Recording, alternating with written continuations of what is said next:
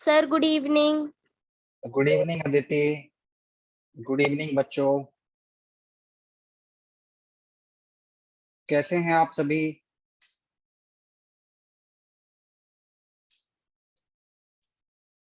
आप सभी को मेरी वॉइस आ रही है? Yes sir. Okay, very good. तो आज की जो क्लास है, आपको पता है ना हम क्यों लगा रहे हैं आज की क्लास? आज मेरी क्लास जनरली नहीं होती है। तो मैंने संडे को जब आपकी पहली क्लास ली थी तो उसमें मैंने बताया था कि मैं 2-3 दिन एक्स्ट्रा क्लासेस लूंगा उन बच्चों की जो ग्रुप बी से ग्रुप ए में आए हैं। तो इस क्लास में अगर वो बच्चे जो पुराने ग्रुप ए में थे, अगर वो अटेंड कर रहे हैं तो उनको अटेंड करने की जरूरत नहीं है, क्योंकि मैं आज जो पढ़ाऊंगा ना वो chapter 2, land soil water and water नहीं, land soil natural vegetation and wildlife, ये मैं पढ़ाऊंगा। ये जो चैप्टर था ये मैं ग्रुप ए के बच्चों को अगस्त में पढ़ा चुका हूँ, ऑलरेडी टेस्ट भी ले लिया था। लेकिन ग्रुप बी के बच्चों को नहीं पढ़ाया था, तो उनको मैं आज गुड इवनिंग। तो उनको आज मैं लैंड और सॉइल कराऊंगा। उसका सेकंड पार्ट जो बचेगा, सर गुड इवनिंग, वो मैं आपको एक और एक्स्ट्रा क्लास लेके कराऊंगा। तो इस तरह से आपका भी चैप्टर 2 कवर हो जाएगा। ठीक है, तो हम पहले, जैसा मैंने कल बताया था, 20 मिनट हम पढ़ेंगे।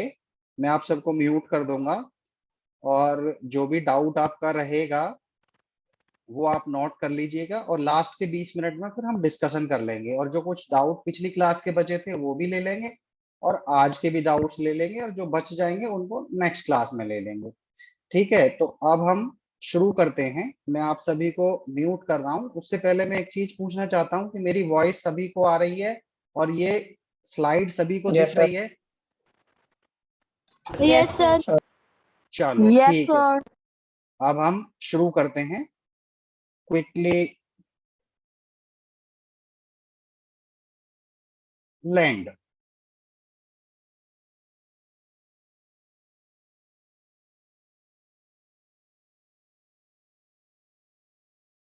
अब लैंड क्या होती है? देखो, जुलाई में मैंने आपको फर्स्ट चैप्टर पढ़ाया था रिसोर्सेज का। तो जो लैंड है वो भी एक रिसोर्स है। तो ये जो मैं यूज कर रहा हूं यहाँ पे टेक्स्ट, ये सारा का सारा टेक्स्ट आपके बुक का ही है। ठीक है, तो अब जैसे मान लो फर्स्ट पैराग्राफ है, जैसा मैंने आपको पिछली क्लास में बताया था कि किसी भी चैप्टर का पहला दूसरा पैराग्राफ जनरली पिछले चैप्टर से कनेक्शन के लिए एक पैराग्राफ लिखा जाता है। तो जैसे ये land is among the most important natural resources, it covers only about 30% of the total area of the earth's surface and all parts of this small percentage are not habitable। तो मैं क्यों आपकी बुक को as it is डाल रहा हूं? जैसे मैं आपको पढ़ रहा हूं और पढ़ के समझ रहा हूं, ऐसे ही आप सभी बच्चों को भी जो बुक है उसको होमवर्क की तरह, होमवर्क के रूप में हमें पढ़ के और अपना एक खुद का अंडरस्टैंडिंग डेवलप करना चाहिए। तो कैसे पढ़ते हैं, अब मैं देखो जो आपको पढ़ के बता रहा हूँ फिर आपको समझा रहा हूँ, तो ऐसे ही आप भी अपनी बुक को पढ़ो, पढ़ के उसको अंडरस्टैंड करने की कोशिश करो, और अपने कलीग्स के साथ, अपने जो दूसरे आपके स्कूल क्लास के बच्चे हैं उनके साथ आप डिस्कस करो। तो इस तरह से हमारी जो अंडरस्टैंडिंग है ना सब्जेक्ट की, वो बहुत अच्छी हो जाएगी, हमारी रीडिंग हैबिट बढ़ेगी। ठीक है, तो अब आते हैं हम अपने चैप्टर पे। तो जो पहला पैराग्राफ है उसमें मेन चीज क्या है कि जो लैंड है ये एक इम्पोर्टेंट नेचुरल रिसोर्स है, और ये हमारी जो प्लानेट अर्थ है उसका 30% ही, टोटल एरिया का 30% एरिया लैंड के रूप में होता है। लेकिन जो 30% एरिया है लैंड का, वो सारा का सारा हैबिटेबल नहीं है। मतलब कि हैबिटेबल का मतलब होता है जहाँ पे इंसान रह सकते हैं, जहाँ पे लिविंग क्रिएचर्स रह सकते हैं। तो हर जगह हम हैबिटेशन नहीं कर सकते। ठीक है, उसका थोड़ा सा पार्ट, थोड़ा सा परसेंटेज ही, 30% का भी थोड़ा सा परसेंटेज ही हैबिटेबल होता है, जहां पे ह्यूमन बींग्स रहते हैं। ठीक है, अब क्यों सारा का सारा हैबिटेबल नहीं है, उसका रीजन हम अगले पैराग्राफ्स में पढ़ेंगे। The uneven distribution of population in different parts of the world is mainly due to varied characteristics of land and climate. The rugged topography, steep slopes of the mountains, low-lying areas susceptible to water, logging, desert areas, thick forested areas are normally sparsely populated or uninhabited. Plains and river valleys offer suitable land for agriculture, hence these are densely populated land of the world. तो जो land है, उस land पे जो population है, जो habitation है, वो यूनिफॉर्म डिस्ट्रीब्यूशन नहीं है। कहीं पे लोग रहते हैं, कहीं पे लोग नहीं रहते हैं। तो इसका कारण क्या है, ऐसा क्यों है? तो उसका जो मेन रीजन है वो ये है कि जो लैंड है उसकी कैरेक्टरिस्टिक्स वेरी करती हैं। अब देखो, एक तरह की लैंड है जहां पे पानी है, प्लांट्स हैं, ट्रीज हैं, और वहां पे हम एग्रीकल्चर कर सकते हैं, तो वहां पे रहना आसान है। एक ऐसी लैंड है जहाँ पे कोई पानी नहीं है, चारों तरफ पहाड़ी पहाड़ हैं या रॉक्स हैं, तो वहां पे हम रह नहीं सकते। तो ये जो लैंड की कैरेक्टरिस्टिक्स हैं, कहीं पे पानी है, कहीं पे वैली है, कहीं पे रॉक्स हैं, कहीं पे माउंटेन्स हैं, कहीं पे आपके स्नो रॉक्स हैं। दूसरा जो रीजन है वो ये है कि जो क्लाइमेट है वो बहुत वेरी करता है। आपने 6 7 क्लास में पढ़ा होगा कि जो हमारा प्लानिट अर्थ है उसमें हॉरिजॉन्टल लाइन इक्वेटर होती है, जो उसको 2 हाफ्स में, इक्वल हाफ्स में डिवाइड करती है। तो जो पोल्स होते हैं वहां पे बहुत ही ज्यादा ठंड होती है। वहां पे जनरली जो पानी है वो स्नो के रूप में पाया जाता है, आइस की रूप फॉर्म में पाया जाता है, तो वहां पर रहना बहुत मुश्किल है। अब जो इक्वेटर है, इक्वेटर वाले पार्ट पे भी बहुत ज्यादा गर्मी होती है, सनलाइट का सीधा एक्सपोजर होता है वहां पे, तो वहां बहुत ज्यादा गर्मी है। तो इन दो एरियाज में क्या होता है कि क्लाइमेट बहुत ही ज्यादा एक्सट्रीम है। तो यहाँ पे इन दो एरियाज में, जो अर्थ के जो एरियाज हैं, इनमें रहना थोड़ा सा मुश्किल होता है। तो यहाँ पे जो पॉपुलेशन है वो स्कार्सली, दूर दूर मतलब की पाई जाती है। तो पॉपुलेशन उन क्लाइमेटिक कंडीशंस में बहुत अच्छी और बहुत ज्यादा होती है जहां पे जो टेम्परेचर है वो एवरेज जो टेम्परेचर है 25 और 30 के बीच में रहे, और लोअर टेम्परेचर 5 के आसपास रहे, और मैक्सिमम टेम्परेचर 40 तक जाए। तो अगर ये कंडीशंस रहती हैं क्लाइमेट की, तो वहां पे पॉपुलेशन बहुत अच्छी और बहुत ज्यादा होती है। प्लस वहां पे जो ह्यूमिडिटी है वो ह्यूमिडिटी भी कंट्रोल्ड वे में रहे। ठीक है, फिर और क्या रीजंस हैं इसकी वेरिड डिस्ट्रीब्यूशन या अनइवन डिस्ट्रीब्यूशन के? रगड टोपोग्राफी, कहीं पे बहुत ज्यादा हार्ड टोपोग्राफी है, वहां पे हम घर नहीं बना सकते, डिगिंग नहीं कर सकते। स्टीप स्लोप्स हैं, एक बहुत बड़ा पहाड़ी है, एकदम से नीचे वैली है, तो अब ऐसी जगह पे हम जाएंगे कैसे, रास्ते कैसे बनाएंगे? माउंटेन्स हैं, और बहुत ज्यादा नीचे एरियाज हैं जहाँ पे थोड़ी सी भी बारिश हो तो सारा पानी भर जाता है, तो वहां पे अगर हम घर बनाएंगे तो वो घर डूब जाएंगे। ठीक है, तो ये रीजंस हैं। फिर इसके अलावा क्या होता है कि वहाँ पानी भर जाता है, डेजर्ट है, वहां पे क्या कहते हैं, रेन नहीं होती है, वाटर स्कार्सिटी है, बहुत ज्यादा फॉरेस्ट हैं, उन फॉरेस्ट में हम जा नहीं सकते, वहां पे एनिमल्स रहते हैं, तो इन एरियाज में हम लोग रह नहीं सकते। तो ये स्पार्सली पॉपुलेटेड और अनइनहेबिटेड एरियाज होते हैं लैंड के।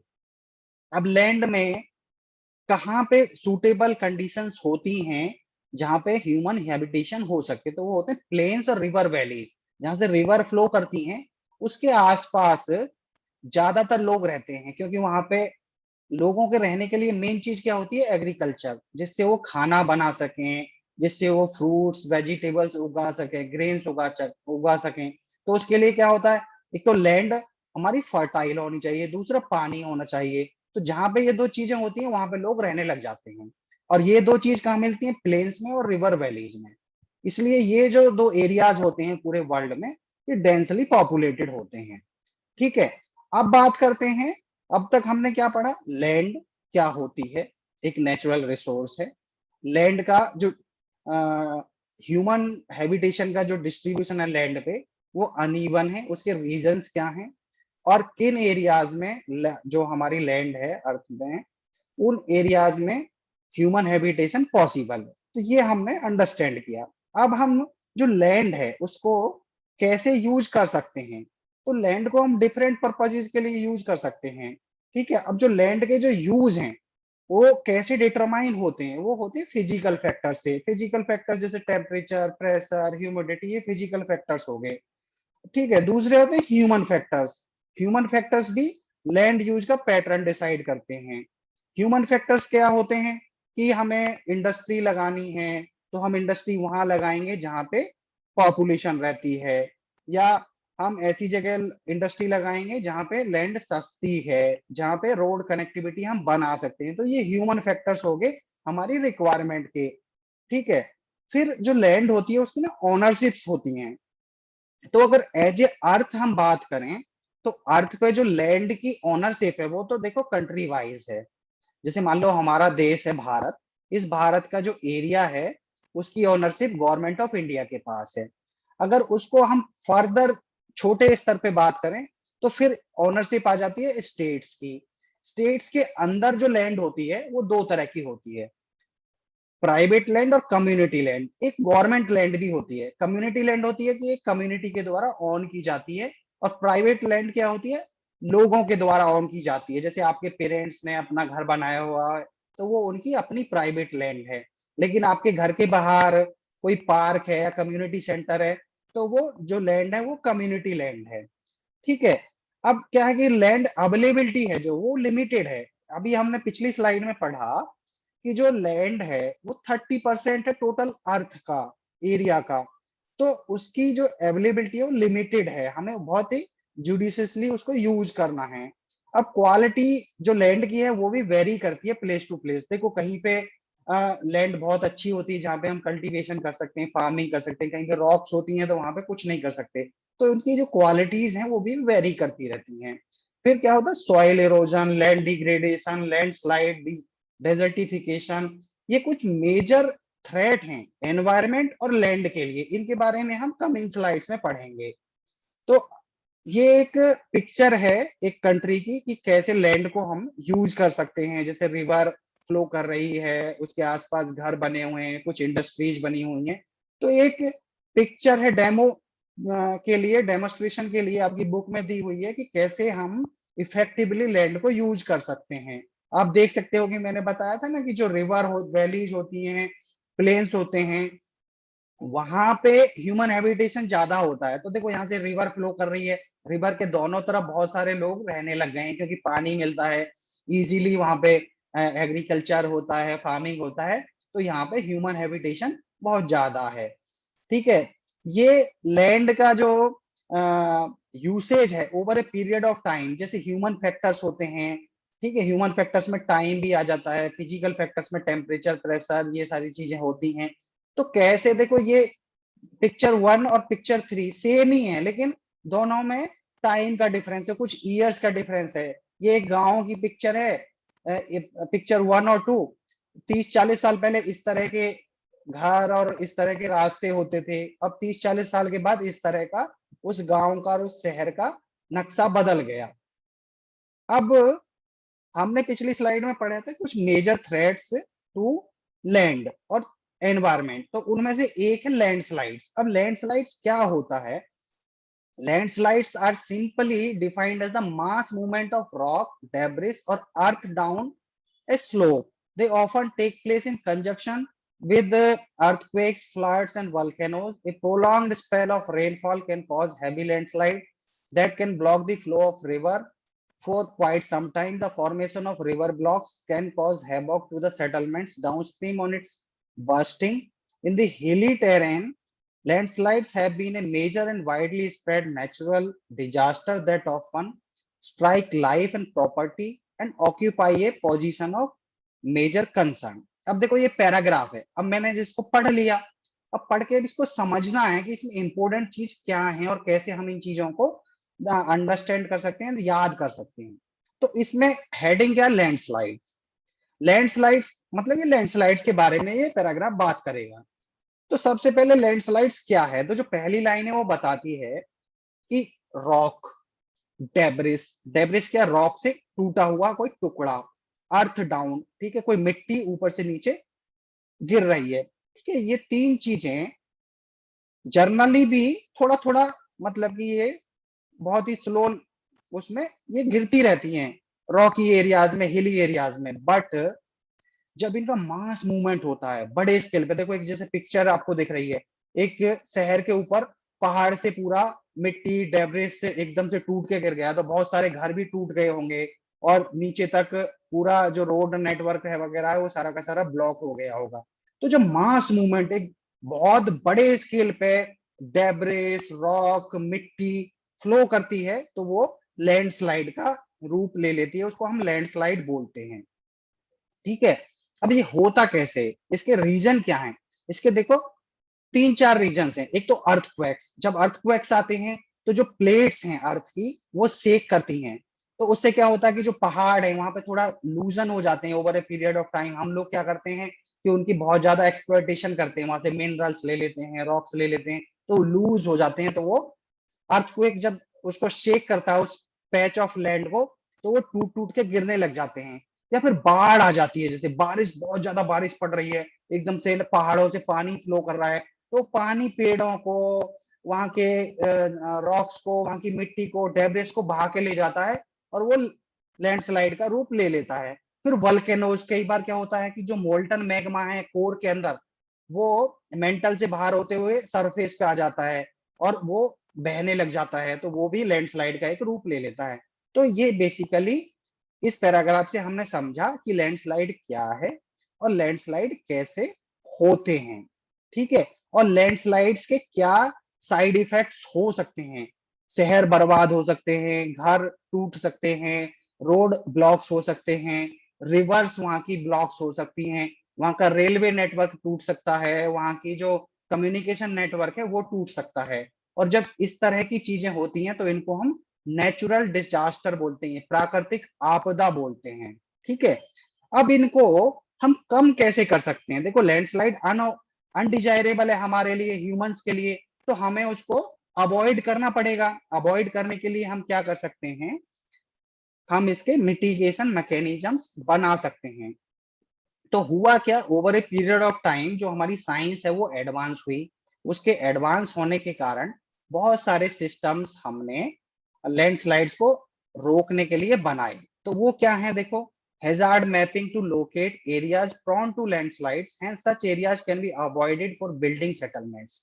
तो अब हमारे पास आज की डेट में हैजार्ड मैपिंग, सैटेलाइट से हम लैंड की मैपिंग करते हैं, उसकी क्वालिटी चेक करते हैं कि ये लैंड यहाँ पे इस हिल की या इस एरिया की लूजन है, जब बारिश पड़ेगी तो ये स्लाइड करेगी, तो यहाँ पे हम लोग बिल्डिंग नहीं बनाएंगे, बिल्डिंग बनाएंगे तो वो टूट जाएगी, हम वहां पर रोड नेटवर्क भी नहीं बनाएंगे, ठीक है। दूसरा क्या है, construction of retention wall to stop land from slipping. अब देखो ये रिटेंशन वॉल आपको दिख रही है इस पिक्चर के अंदर, तो जब हम कोई रोड नेटवर्क बना रहे हैं, रोड हमें बनाना मजबूरी है, चलो घर नहीं बनाएंगे, बिल्डिंग नहीं बनाएंगे, लेकिन जो हमारे भाई बंधु पहाड़ों में रहते हैं उनके लिए रोड्स तो हमें बनाने पड़ेंगे। तो रोड्स बनाएंगे तो एक तरफ पहाड़ है एक तरफ खाई है, तो जिस तरफ पहाड़ होगा उस तरफ हम रिटेंशन वॉल बना देंगे, तो उधर से मिट्टी कटेगी नहीं, और उसके अंदर हम बहुत सारे ब्लॉक्स बना देते हैं, तो जो पानी होता है वो धीरे धीरे उन ब्लॉक से निकल के और सड़क पे जो ड्रेनेज होता है उसके थ्रू चला जाता है, और वो लैंडस्लाइड को अवॉइड कर देता है। तीसरा क्या है, increase in the vegetation cover to arrest landslide. Vegetation क्या होते हैं, प्लांट्स, ग्रास, ऐसी चीज हम लगा देते हैं, तो उसकी जो रूट्स होती है ना, वो मिट्टी को पकड़ के रखती हैं। जब पानी बहुत ज्यादा बहता है तो क्या होता है कि वो मिट्टी वहां से बहती नहीं है, वो प्लांट्स हैं, वहां के जो ट्रीज हैं, वहां की जो ग्रास है, उसको होल्ड करके रखती है। तो ये एक तीसरी टेक्निक है लैंडस्लाइड को अवॉइड करने के लिए, ठीक है। चौथा क्या है, the surface drainage control works to control the movement of landslides. Surface drainage control works to control the movement of landslide along with rain water and spring flows. तो सरफेस ड्रेनेज हम बना देते हैं जो हमारे जो लैंडस्लाइड है उसको रोकने में मदद करते हैं। अब इसमें ना एक वेदरिंग एक प्रोसेस होता है। वेदरिंग प्रोसेस क्या है, ये जो आपको एक अलग से पिक्चर दिख रही है, इसमें आप देखेंगे कि वेदरिंग वेदरिंग क्या होता है। वेदरिंग होता है कि जो रॉक्स हैं, जब हम पहाड़ों में जाते हैं तो वहां पे जो रॉक्स होती हैं, उनका जो सरफेस है, उस सरफेस पे क्या होता है, टेम्परेचर चेंज होता है, कई बार बहुत ठंड पड़ती है, कई बार बहुत ज्यादा गर्मी पड़ती है। फिर उसके बाद वहां पे फ्रॉस्टिंग हो जाती है, बर्फ जम जाती है, ठीक है, डीफ्रॉस्टिंग होती है, गर्मियों में वो बर्फ पिघलती है, ठीक है। वहां पे प्लांट्स, एनिमल्स, ह्यूमन एक्टिविटीज के कारण ये छोटे छोटे टुकड़े एक्सपोज रॉक्स के टूटने लगते हैं, डीके होने लगते हैं, मतलब कि वीक होने लगते हैं। तो उस प्रोसेस को हम बोलते हैं वेदरिंग, ठीक है। अब हमने क्या पढ़ा अब तक 3 स्लाइड्स में? एक तो हमने लैंड के बारे में पढ़ा, लैंड कितना हमारी अर्थ पे अवेलेबल है, ठीक है। फिर हमने क्या पढ़ा कि जो लैंड है उसमें ह्यूमन हैबिटेशन कैसा है, इवन है, अनइवन है, और वो अनइवन है तो क्यों अनइवन है, उसके रीजंस हमने पढ़े, ठीक है। फिर उसके बाद हमने लैंड के यूजेस पढ़े, क्या यूज हैं लैंड के, ओनरशिप के बारे में पढ़ा, ठीक है। फिर हमने लैंड को जो थ्रेट हैं उनके बारे में पढ़ा, उसमें मेजर जो थ्रेट है वो लैंडस्लाइड है, लैंडस्लाइड के बारे में पढ़ा। और फिर हमने लैंडस्लाइड के मिटिगेशन मैकेनिज्म्स के बारे में पढ़ा और मेथड्स के बारे में पढ़ा। अब हम पढ़ेंगे कंजर्वेशन ऑफ लैंड रिसोर्स। तो लैंड रिसोर्स को हम कैसे कंजर्व कर सकते हैं? Growing population and their ever growing demand has led to a large scale destruction of forest cover and arable land and has created a fear of losing this natural resource. Therefore, the present rate of degradation of land must be checked. Afforestation, land reclamation, regulated use of chemical pesticide and fertilizers, and checks on overgrazing are some of the common methods used to conserve land resources. अब देखो, जो land है वो important resource है और वो degrade हो रहा है, किस लिए?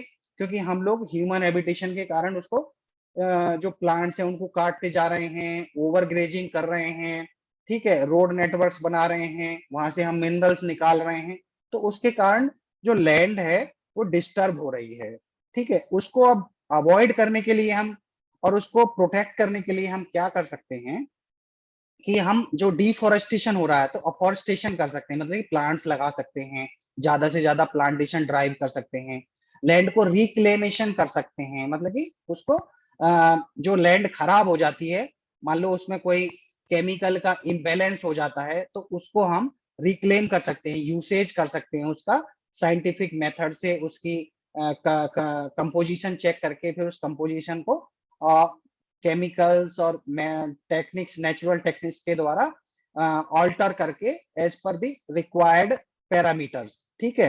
तो जो केमिकल पेस्टिसाइड हैं और फर्टिलाइजर्स हैं उनका हम यूसेज है उसको रेगुलेट कर सकते हैं कि वो हमारी जो जमीन है, लैंड है, उसको बर्बाद ना करे। और लास्ट क्या है कि जो ओवर ग्रेजिंग, ग्रेजिंग क्या होता है कि या तो हम घास को काट लेते हैं या हम अपने एनिमल्स को वहां पे भेज देते हैं, तो वो क्या करते हैं कि जो बहुत फ्री एरियाज होते हैं, ठीक है, पहाड़ होते हैं, वहां पे घास होती है, उस घास को वो खा जाते हैं या उस घास को काट देते हैं। तो जब बारिश पड़ती है वहां पे घास नहीं है, तो मिट्टी बह के गिरती है और वो लैंड रिसोर्स वेस्ट होता है, ठीक है। तो ये हमने अब तक लैंड और लैंड के कंजर्वेशन, थ्रेट और लैंड के यूसेज के बारे में पढ़ा। अब हम थोड़ा सा सॉइल के बारे में पढ़ेंगे और फिर डाउट्स को लेंगे। जो सॉइल है, अब वो सॉइल क्या है? अब देखो, सॉइल वाले इसमें हम पढ़ेंगे soil, factors of soil formation, types of soil, ठीक है। फिर उसके बाद degradation of soil and conservation measures, ठीक है। ये चीजें हम सॉइल वाले इसमें पढ़ेंगे। तो क्विकली हम एक लुक लेते हैं। तो the thin layer of granny substance covering the surface of the earth is called soil. It is closely linked to land. Landforms determine the type of soil. Soil is made up of organic matter, minerals, and weathered rocks found on the earth. This happens through the process of weathering. The right mix of minerals and organic matter make the soil fertile. अब देखो, soil इस paragraph में बहुत important चीजें बताई गई हैं। क्या क्या बताया गया है कि जो सॉइल है वो सॉइल क्या होती है? अभी हमने पढ़ा था लैंड, 30% टोटल अर्थ का लैंड है। उस लैंड का जो टॉप लेयर है that is soil, granny substance है। जब आप उसको डिक करोगे तो ग्रेनी सब्सटेंस आपको दिखेगा, जो सिलिका जिसमें मेजर होता है, ठीक है, उसको हम बोलते हैं सॉइल। अब ये सॉइल लैंड से बहुत क्लोजली लिंक्ड होती है, लैंड और सॉइल अलग नहीं होते, दोनों बहुत ही लिंक्ड हैं, ठीक है। अब सॉइल की जो टाइप है वो लैंड फॉर्म्स पे डिपेंड करती है कि किस तरह की लैंड है। देखो हिली एरियाज में अलग तरह की सॉइल है, आपके रिवर बेड्स हैं वहां पे अलग तरह की सॉइल है, डेजर्ट में अलग तरह की सॉइल है, फॉरेस्ट के अंदर अलग तरह की सॉइल है, ठीक है, जहां पे लेक्स हैं वहां पे अलग तरह की सॉइल है। अब सॉइल किस चीज से बनी होती है, अगर हम साइंटिफिक बात करें तो जो सॉइल है उसमें ना ऑर्गेनिक मैटर होते हैं, मिनरल्स होते हैं और वेदर्ड रॉक्स। अभी वेदरिंग हमने पढ़ा कि जो एक्सपोज रॉक्स होती हैं वो डीके होके, टुकड़े छोटे छोटे होके वो बहने लग जाती हैं और आगे फ्लो करके एयर से और वाटर से आगे बढ़ जाती हैं, तो वो लैंड के एरियाज को कवर कर लेती हैं, तो वो भी सॉइल का पार्ट होता है, ठीक है। और ये सारा प्रोसेस वेदरिंग के द्वारा होता है। अब जो सॉइल है उसकी एक यूजफुलनेस होती है कि वो उसकी, ये सॉइल हम एग्रीकल्चर के लिए या कल्टीवेशन के लिए, फार्मिंग के लिए यूज कर सकते हैं या नहीं कर सकते। तो उसको क्या डिसाइड करता है, उसके जो कंस्टिट्यूएंट्स होते हैं, मिनरल्स और ऑर्गेनिक मैटर, अगर उनका एक बैलेंस्ड मिक्स है, बैलेंस्ड मिक्सचर है या राइट मिक्स है, तो वो लैंड का जो सॉइल है वो फर्टाइल होती है, ठीक है। अब नेक्स्ट पैराग्राफ में हम पढ़ेंगे फैक्टर्स, किन फैक्टर से सॉइल फॉर्म होती है। The major factors of soil formation are the nature of the parent rock, climatic factors, other factors are topography, role of organic material and time taken for the composition of soil formation from place to place, ठीक है। तो major factor क्या है, rock, rock किस तरह की थी, sedimentary rock थी, इग्नियस रॉक थी या मेटामॉर्फिक रॉक थी। तो उसका जो एक्सपोज एरिया था वो वेदरिंग से डीके हुआ और छोटे छोटे टुकड़े पानी और हवा से बह के ग्राउंड पे आए और हमारी सॉइल फॉर्म हुई, ठीक है। फिर क्लाइमेटिक फैक्टर्स, क्लाइमेट में मैंने क्या क्या बताया था, टेम्परेचर, प्रेशर, ह्यूमिडिटी, ये सारे के सारे क्लाइमेटिक फैक्टर्स होते हैं, ये आपकी सॉइल फॉर्मेशन को कंट्रोल करते हैं और डिसाइड करते हैं कि किस तरह की सॉइल हमारी बनेगी। अब दूसरे फैक्टर्स क्या है, टोपोग्राफी, कि जो लैंड है उसकी टोपोग्राफी कैसी है। अब मान लो प्लेन्स के अंदर भी ऊंची नीची लैंड है, तो जहां से पानी फ्लो करेगा वहां की जो सॉइल है वो अलग तरह की होगी, फर्टाइल होगी, लेकिन जो उसमें भी हाई एरियाज हैं वहां पे वाटर फ्लो नहीं कर पाएगा, तो जो हिली एरिया से अच्छी सॉइल हमारी आ रही है डीके करके वेदरिंग से, वो उन एरियाज पे प्लेन्स में नहीं पहुंच पाएगी, तो वहां का जो सॉइल है वो डिफरेंट होगा। फिर ऑर्गेनिक मटेरियल, ऑर्गेनिक मटेरियल क्या होते हैं कि जैसे हम लोग ना फर्टिलाइजर बनाते हैं, जैसे हम लोगों का किचन वेस्ट है, प्लांट्स के जो लीव्स होती हैं, स्टेम्स होती हैं, ये सारी की सारी चीजें ऑर्गेनिक मटेरियल होते हैं, तो इनका कैसे डिस्ट्रीब्यूशन हम लोग कर रहे हैं, ठीक है। फिर टाइम होता है, टाइम के साथ साथ कैसे जो हमारी सॉइल है वो चेंज हो रही है, उसमें जो उसकी क्वालिटी है वो वेरी करती है टाइम के साथ साथ, ठीक है। अब जो सॉइल है, जो हमारी सॉइल है उसके देखो ये चार मेजर कंस्टिट्यूएंट होते हैं। जो टॉप सॉइल होती है उसमें ह्यूमस होता है और वेजिटेशन होता है, उसके नीचे सब सॉइल होती है जिसमें सैंड, सिल्ट और क्ले वगैरह होती हैं। फिर जो उससे नीचे तीसरी लेयर होती है वेदर्ड रॉक मटेरियल होते हैं, जो वेदरिंग से छोटे छोटे रॉकी मटेरियल टूट के आ जाते हैं। और सबसे नीचे होती है पेरेंट रॉक, क्योंकि जो अर्थ का जो लैंड एरिया ना वो ऑलमोस्ट रॉक से बना है, हर जगह कोई ना किसी तरह की रॉक्स होती हैं। अब डिग्रेडेशन ऑफ सॉइल, अब सॉइल डिग्रेड कैसे होती है और उसको हम कंजर्व कैसे कर सकते हैं। तो जो सॉइल का इरोजन है उसके दो फैक्टर्स, एक होता है नेचुरल फैक्टर, एक होता है हमारा ह्यूमन फैक्टर। ह्यूमन फैक्टर्स क्या होते हैं कि हम बहुत ज्यादा मिनरल्स लेते जा रहे हैं, पेड़ों को काटते जा रहे हैं, ठीक है, और पहाड़ों को हम खोदते जा रहे हैं, तो इससे क्या होता है कि लैंड हमारी और सॉइल डिग्रेड होती है। नेचुरल फैक्टर्स में क्या होते हैं कि तूफान आ गया, ठीक है, फ्लड आ गई, बहुत ज्यादा रेन हो गई, तो ये हमारे नेचुरल फैक्टर्स हो गए। ह्यूमन फैक्टर्स में ओवर ग्रेजिंग भी आ जाता है, केमिकल फर्टिलाइजर्स पेस्टिसाइड्स भी आ जाते हैं, ठीक है। अब इसको हम अवॉइड कैसे कर सकते हैं, कंजर्व कैसे कर सकते हैं, तो वो एक मल्चिंग एक प्रोसेस होता है। मल्चिंग क्या होता है? Bare ground between plants is covered with a layer of organic matter like stalk. अब मल्चिंग में क्या होता है, जो बहुत सारे प्लांट्स होते हैं ना, ज्यादा प्लांट्स आप लगा दोगे तो उनके पत्ते टूट टूट के गिरते हैं और वो उस लैंड को, सॉइल को कवर कर लेते हैं। तो जब बारिश वगैरह पड़ती है, हवा चलती है, तो वहां की जो सॉइल है वो डिग्रेड नहीं होती है, वो वहां से जाती नहीं है, वो उधर ही रहती है। और वहां पे ऑर्गेनिक मटेरियल भी जो पत्ते होते हैं उनसे उसमें ऐड होता रहता है, ठीक है। फिर कंट्यूर बैरियर्स, अब देखो ये जो पिक्चर दिख रही है इसमें टेरेस फार्मिंग है, और इसमें क्या होता है कि जो कंट्यूर्स भी हम बना देते हैं इसको ना, जैसे स्टेप्स बनाए हुए हैं। तो कंट्यूर्स क्या होते हैं बेसिकली, कि जो एकदम से स्टीप वो होता है, या एकदम से पानी का फ्लो जो होता है, यहाँ पे जैसे बारिश पड़ी तो पानी बहेगा तो ये स्टेप्स टूट जाएंगे। तो हम लोग क्या करते हैं कि यहाँ पे हम स्टोन्स लगा देते हैं, जो ये स्टेप्स बनाए हैं हम स्टोन से बनाते हैं, या वहां पे घास लगा देते हैं, ठीक है। तो ये जो कंट्यूर्स बनेंगे, जब पानी आएगा तो इसको, स्टेप्स को टूटने नहीं देगा। फिर होता है रॉक डैम। रॉक डैम्स क्या होते हैं? Rocks are piled up to slow down the flow of water. Mainly जो वाटर है ना, वो हमारी सॉइल का बहुत बड़ा दुश्मन है और बहुत बड़ा मित्र भी है। जब हम ये जैसे प्लानिंग नहीं करते हैं, हम स्टेप्स को ढंग से नहीं बनाते हैं, कंट्यूर नहीं यूज करते हैं, रॉक डैम यूज नहीं करते हैं, तो बारिश का पानी इनको ब्रेक कर देता है। तो हम रॉक डैम बनाते हैं, मतलब कि रॉक्स को पाइल्ड अप कर देते हैं इन स्टेप्स के सामने, पानी फिर को हम रोक सकते हैं। या जैसे कि पानी बह रहा है, तो पानी हमारा नदी के आसपास का जो एरिया है उसको काट देता है कई बार जब फ्लड आ जाती है। तो हम क्या करते हैं, वहां पे ना रॉक्स के बेड बना देते हैं। तो जो पानी है वो आसपास का जो बहुत ही फर्टाइल एरिया होता है, फर्टाइल सॉइल होती है, उसको वेस्ट नहीं करता, बर्बाद नहीं करता है, ठीक है। फिर हम ये इस तरह से टेरेस फार्मिंग करते हैं। टेरेस फार्मिंग के बाद फिर होता है इंटरक्रॉपिंग।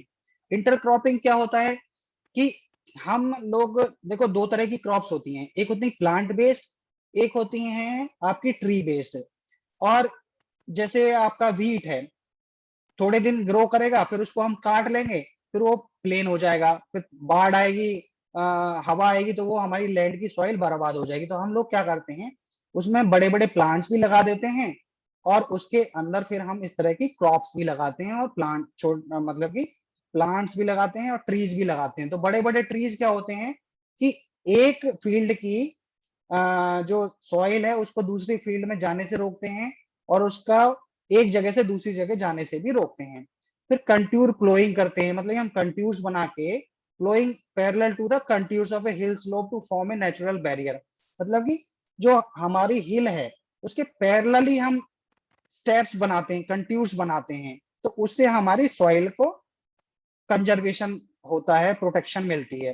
फिर शेल्टर बेड्स बना देते हैं, जैसे कोस्टल एरियाज हैं, ड्राई रीजन्स हैं, वहां पे क्या rows of trees are planted to check the wind movement. जैसे ये पिक्चर है, इसमें प्लांट्स हमने एक लगा दिया, तो ये अवॉइड करेगा, मान लो इस डायरेक्शन में हमारी प्लांट की डायरेक्शन में हवा फ्लो होती है, विंड फ्लो होती है, तो अगर हमने बहुत सारे प्लांट्स लगा दिए तो ये फिर से क्या करेगा कि इस प्लांट्स के इस तरफ वाली सॉइल को उस तरफ जाने से रोकेगा। इसको हम शेल्टर बेल्ट्स बोलते हैं, ठीक है।